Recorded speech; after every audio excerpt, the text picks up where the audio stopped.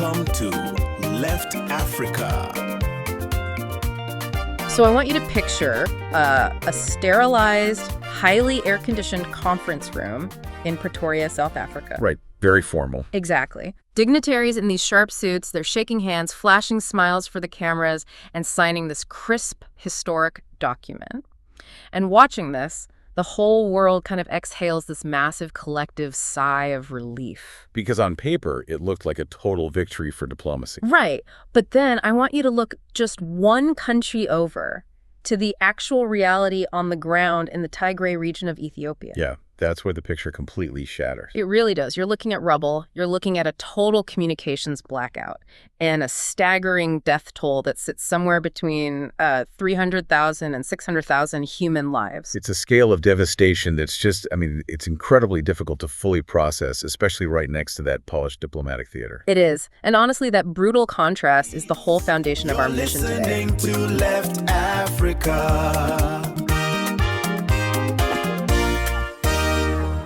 Before we continue, I need to be straight with you. Most of you are not subscribed to Left Africa. We just need one click. We promise you better production and deeper stories. Now, back to the deep dive. So, November 2, 2022. The Ethiopian federal government and the Tigray People's Liberation Front, the TPLF, signed what was formerly called the Cessation of Hostilities Agreement. The Kohe. Right, the Kohe. Yeah. Brokered by the African Union and mediated by former Nigerian President Olusegun Obasanjo. And, it was universally celebrated. The AU held it up as this triumphant example of African solutions to African problems. It was billed as the definitive off-ramp to the deadliest war of the 21st century. But, to understand how a peace deal of that magnitude collapses, we first have to understand exactly what both sides actually promised to do behind those closed doors. Which is usually where things get messy. Always. Okay, let's unpack this. I want you to think of the Pretoria Agreement like a highly restrictive real estate contract. You have two bitter, warring rivals, and they are legally forced to share a single house. That's a good way to look at it. Right. Everyone signs the blueprint, they pose for the front porch photos, but deep down, absolutely no one wants to give up the master bedroom. That is a remarkably apt analogy, because peace deals, especially this one, they are not vague aspirations. I think people forget that. Oh, totally. They think it's just a handshake. Exactly. But they are highly specific, binding legal frameworks. And the Left Africa dossier meticulously outlines the 5 binding pillars of this specific blueprint. Let's actually go through those, because I feel like people just hear a peace treaty and tune out the logistics. We have to go through them methodically, yeah, because understanding the mechanics here is essential to understanding the collapse later on. The first, and arguably the most jarring provision, was the TPLF's agreement to a comprehensive disarmament. Wait, comprehensive, meaning they had to hand over their heavy weapons to the very federal army they had just spent 2 years shooting at. Yes. And on a brutal timeline, too. Heavy weapons were to be surrendered within 30 days, followed closely by medium and light weapons. That is a massive leap of faith. It's huge. The agreement explicitly stated that the Ethiopian National Defense Force, the ANDF, would become the sole armed force with a presence in the Tigray region.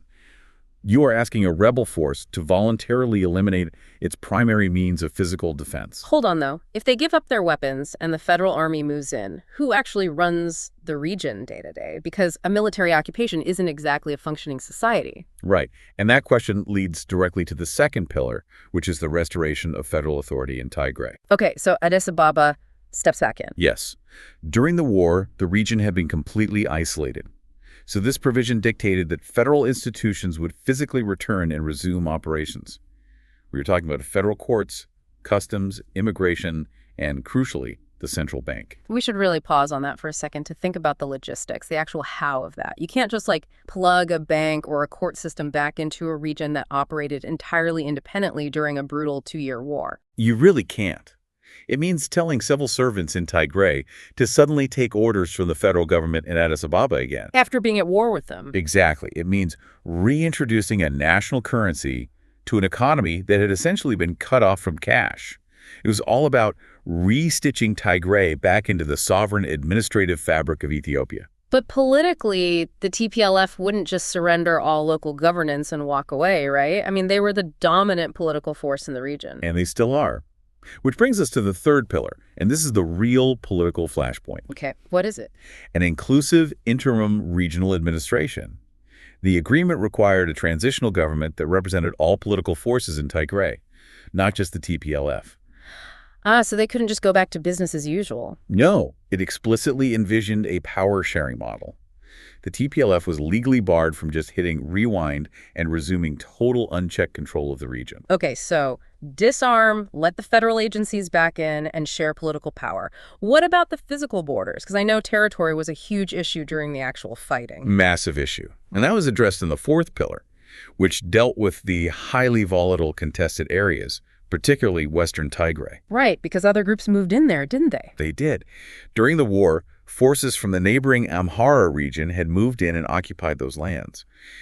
The blueprint dictated that the fate of these areas would be resolved strictly through constitutional mechanisms. Meaning, lawyers and referendums, absolutely no military force. Correct. No shooting over land disputes. And finally, the fifth pillar, the referee. The African Union was tasked with establishing a monitoring, verification, and compliance mechanism to ensure both sides were actually adhering to the previous four pillars. The hall monitors, essentially. Essentially, yes. And this is why this matters so deeply to you, the listener. When you see international peace deals announced on the news, they are often presented as these self-executing software programs. You know, the ink dries and the conflict simply vanishes. Right, roll the credits. Everyone goes home. Exactly. But in reality, they are deeply fragile ecosystems. If one of these five pillars buckles, the entire structure falls apart. Which brings us to the core of the LeftAfrica dossier. Because if those were the binding provisions, something has gone completely terribly off the rails. Oh, completely. Here's where it gets really interesting. The dossier highlights two major Reuters reports that dropped in the spring of 2026. Right. Fast forward a few years. Yeah. So on April 20, Reuters reported that the TPLF intended to unilaterally restore its pre-war government. Then, on May 5, the hammer fell. Reuters confirmed the TPLF actually followed through. They reasserted total singular control over Tigray's political administration. Which is a direct violation of the deal. Exactly. And this is where I have to push back a bit, or at least ask the obvious question. Wait a minute, didn't they explicitly agree to an inclusive interim administration in Pillar 3? They absolutely did. How does a political party just hit undo on a binding international agreement while the whole world is watching? I mean, if everyone in that room in Pretoria knew the AU monitors were there, was this whole deal just a PR stunt? Well, what's fascinating here is the illusion of international enforcement. The harsh reality of international diplomacy is that observation is completely divorced from enforcement. So they can watch, but they can't do anything about it. Exactly. Think of the African Union monitors like a traffic cop without a ticket book or a radio. They can watch you run a red light. They can blow a whistle. The AU's Peace and Security Council can convene emergency sessions and issue strongly worded statements. But they cannot stop the car. They cannot stop the car. They can't just deploy peacekeepers to halt a power grab. They cannot. They cannot deploy troops without a specific mandate, and they certainly cannot compel political compliance. If they want to levy actual consequences, like economic sanctions, they need consensus among 55 member states. And getting 55 countries to agree on anything is nearly impossible. Wow. Especially because many of those states are dealing with their own internal separatist movements. They are fiercely opposed to setting a precedent of heavy-handed intervention in a sovereign nation's domestic affairs. So they don't want to greenlight a process that could be used against them later. Exactly. And the TPLF leadership recognized this structural void. They realized the monitors could only watch, so they capitalized on it. They effectively shut out other Tigrayan political voices and rebuilt the very institutional framework the agreement was designed to dismantle. Okay, so the AU's weakness explains how the TPLF bypassed the deal. But if Ethiopia has a sovereign army and the TPLF is supposedly disarming, why isn't the Ethiopian federal government loudly demanding enforcement? That is the million-dollar question. Right. If your rival just tore up a peace treaty, wouldn't you be calling every world leader on speed dial to complain? If we connect this to the bigger picture, the silence from the Ethiopian government is perhaps the most revealing detail in the entire LeftAfrica dossier. They aren't demanding enforcement because they're actively violating the agreement as well. So it's like a standoff of mutual guilt. That's a very good way to frame it. The LeftAfrica sources detail a mutual erosion of the deal. While the TPLF is violating the political provisions, the federal government is violating the security and humanitarian provisions. How so? Well, for starters, millions of internally displaced persons have still not been allowed to return to their homes. The humanitarian access that was promised to be unimpeded remains heavily restricted, which leaves vulnerable populations without consistent food or medical care. Wow. And what about the territory disputes? The Amhara militias we mentioned earlier, they are still occupying Western Tigray, entirely ignoring the constitutional process outlined in Pillar 4.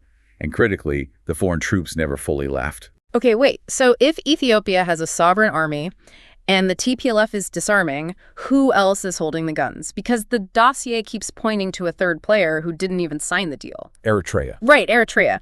Why are Eritrean troops in Tigray, and why is this such a massive sticking point? To understand Eritrea's presence, you have to look at the history of its leader, President Isaias Afwerki.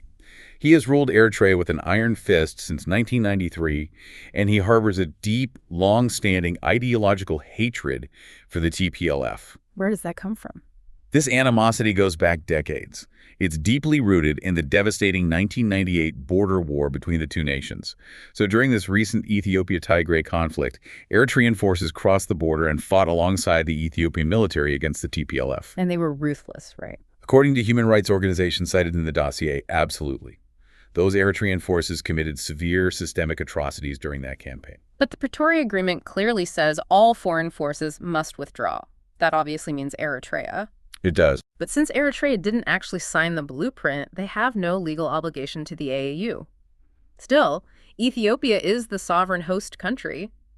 Why don't they just tell Eritrea to leave? Because the geography and economics of the Horn of Africa make that nearly impossible for Addis Ababa. Geography. How does that tie in? Well, Ethiopia is a landlocked nation of over 120 million people.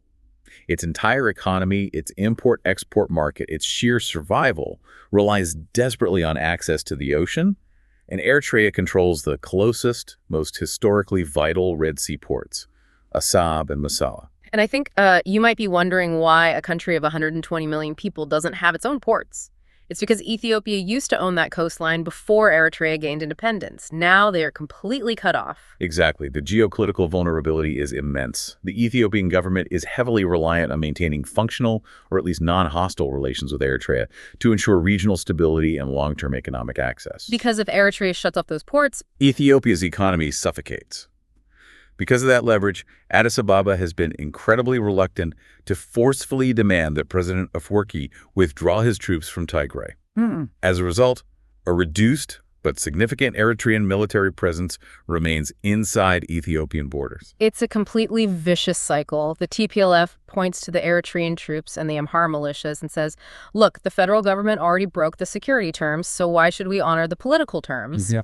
And then the federal government points to the TPLF's unilateral government and says, look, they're acting like a rogue state. Why should we pull back our security buffers? Each violation by one party becomes the moral and political justification for the next violation by the other. And that mutual nibbling at the edges is exactly how a peace agreement unravels. It rarely happens with a dramatic, televised withdrawal. It happens through 1,000 unpunished infractions. Death by 1,000 cuts. Precisely. One side takes a step across the line, then the other side takes a step, until there is absolutely nothing left of the original document but ink and paper. But we aren't just talking about diplomatic squabbles here, are we? We are talking about the architecture of a new war. Unfortunately, yes. Let's look at Ethiopian Prime Minister Abiy Ahmed. This is a man who actually won the Nobel Peace Prize in 2019 for making peace with Eritrea. And now he is trapped in an impossible catch-22. The dilemma facing Prime Minister Abiy is indeed brutal, and the stakes, they could not be higher. Let's break down his options for a second. If he just sits back and tolerates the TPLF's parallel government in Tigray, he looks incredibly weak to his own political base and his military. He effectively admits he doesn't have true sovereignty over his own country. Right. But if he responds with military force to dismantle the TPLF's unapproved government, he instantly reignites a full-scale war. And we really must emphasize what reigniting that war actually means for the civilian population. The LeftAfrica dossier cites research from Ghent University estimating the death toll of the 2020 to 2022 conflict at between 300,000 and 600,000 people. That number is it's staggering. To give you some context, that casualty rate eclipsed the active wars in Ukraine and Yemen during the exact same period. The dossier mentions famine being deliberately used as a weapon. How does a death toll reach 600,000 in just 2 years? It wasn't primarily from battlefield casualties, which is what people usually assume. Yeah. It was the result of a total siege. Medieval-style siege. Exactly. Yeah. The strategy involved cutting off the region entirely. Famine was mechanized as a weapon of war.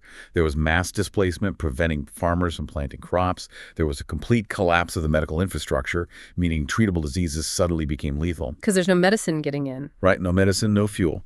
And there was a deliberate, total communications blackout that hid this grim reality from the outside world. Hundreds of thousands of civilians, farmers, teachers, children perished, not from bullets, but from starvation and lack of basic medicine. So for Prime Minister Abiy, taking military action means risking a return to that exact scale of catastrophic violence. Exactly. But the pieces for a new war are literally already on the board. They are. The disarmament pillar failed, so the TPLF still has functioning security forces. The federal government absolutely refuses to accept a parallel independent state within its borders.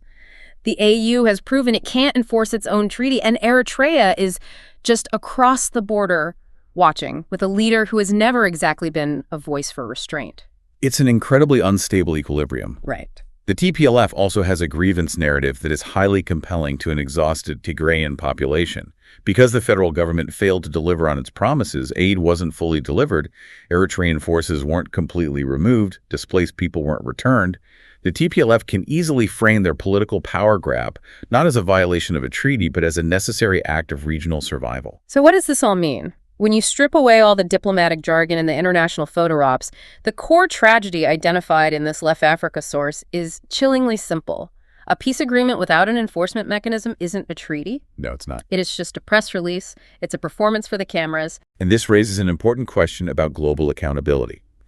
The international community rushed to celebrate the Pretoria Agreement because it offered a neat, tidy conclusion to a horrifying conflict. The politicians got their win. But once the ink was dry, the world's attention span just ran out. The cameras packed up, the diplomats flew home, and the news cycle moved on. They did. Global diplomatic focus and crucial media attention rapidly shifted to the escalating conflicts in Gaza, in Ukraine, and the sudden outbreak of war in neighboring Sudan. There's always another crisis. Always. And in doing so, the international community sent a very clear, albeit unspoken, signal to both the TPLF and the Ethiopian government. No one is watching anymore. There will be zero diplomatic cost, zero economic consequences for tearing up the Pretoria Agreement. Wow. When the peace brokers look away, compliance becomes entirely voluntary. It really makes you realize how much weight global attention actually carries as an invisible enforcement mechanism, which leaves you with one final provocative thought to mull over today. Yeah, let's hear it. We've seen how quickly the world shifted its gaze from Ethiopia to other crises. If the international community's collective attention span is the only real enforcement mechanism for modern peace treaties, does the rise of our hyper-fragmented 24-hour news cycle mean that lasting peace in any conflict is becoming practically impossible? That is a terrifying thought. I mean, if we can't look at a crisis for more than a few months without getting distracted by the next breaking news alert, how can we ever hold any government accountable to a long-term promise? It's certainly something to think about. It's a heavy question, but it's exactly why we do what we do here. Thank you for joining us on this deep dive. Keep questioning the headlines, keep looking past the photo ops, and we'll catch you on the next one.